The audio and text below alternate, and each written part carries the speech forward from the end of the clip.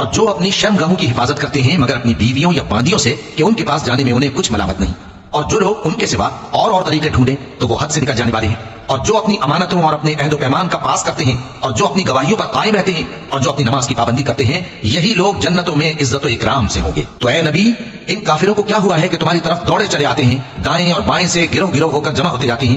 کیا ان میں سے ہر شخص یہ امید رکھتا ہے کہ نعمت کے باغ میں داخل کیا جائے گا؟ ہرگز نہیں، ہم نے ان کو اس چیز سے پیدا کیا ہے جسے یہ جانتے ہیں۔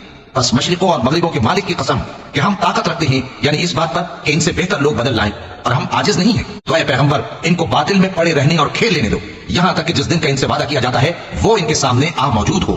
اس دن یہ قبروں سے نکل کر اس طرح دوڑیں گے جیسے کسی مقابلے کے نشان کی طرف دوڑے جا رہے ہوں۔ ان کی آنکھیں جھک رہی ہوں گی اور ذلت ان پر چھا رہی ہوگی۔ یہی وہ دن ہے جس کا ان سے وعدہ کیا جاتا تھا۔ شروع اللہ کا نام لے کر جو بڑا مہربان نہایت رحم والا ہے۔ ہم نے نوح کو ان کی قوم کی طرف بھیجا کہ پیشتر اس کے کہ ان پر درد دینے والا عذاب واقع ہو، اپنی قوم کو خبردار کر دو۔ انہوں نے کہا کہ بھائیو، میں تم کو کھلے طور پر خبردار کرتا ہوں کہ اللہ کی عبادت کرو اور اس سے ڈرو، اور میرا کہا مانو، وہ تمہارے گناہ بخش دے گا اور موت کے وقت مقرر تک تم کو مہلت عطا کرے گا۔